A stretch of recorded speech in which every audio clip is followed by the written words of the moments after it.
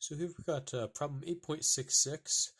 We are given a rectangular channel with these following aspect ratios: b over a equals 1.0, so just a square, 1.43 or 2.0, and a constant surface temperature Ts, and then a laminar flow. We were tasked to find the highest heat transfer rate out of these three aspect ratios, and if that is greater or less than a circular tube. We're going to assume nu d equals 3.66 from the given laminar flow, and that this is steady state with constant properties and fully developed.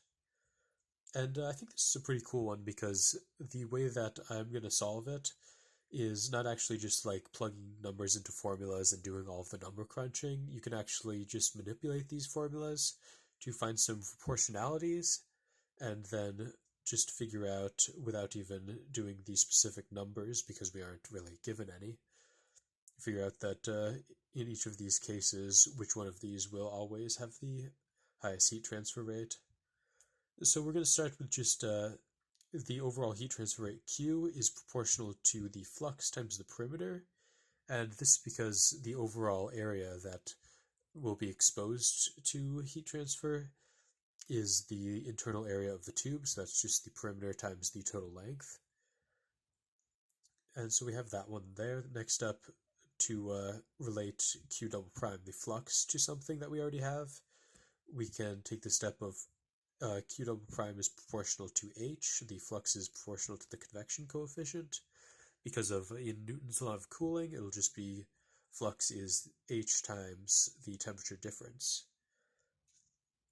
Next up, to relate H to something, from the Nusselt number formula, we have our constant Nusselt number, and that'll be equal to H times our dH value, divided by K, the conduction coefficient. And if you rearrange that, you can find that H is proportional to 1 over our calculated diameter, dH. And then the formula for dH is just a 4 AC over P, 4 times the cross-sectional area over the perimeter. So you can just pull the 4 out and say that's proportional to cross-sectional area over perimeter. And then once we have that, we are good because we have Q and then a chain of values that you can rearrange the proportionalities to get something in terms of P squared, perimeter squared, over cross-sectional area. And this is good because both of these we can calculate from our B over A aspect ratio value.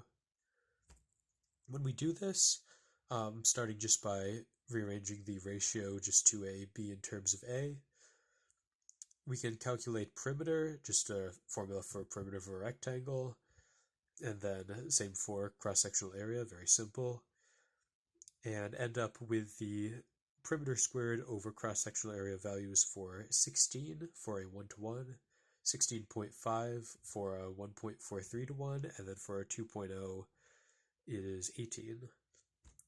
And when you compare this to our circular value, where you just do the same things but with the circular formula, 2 pi r squared over pi r squared, that just becomes 4 pi, or 12.56 approximately.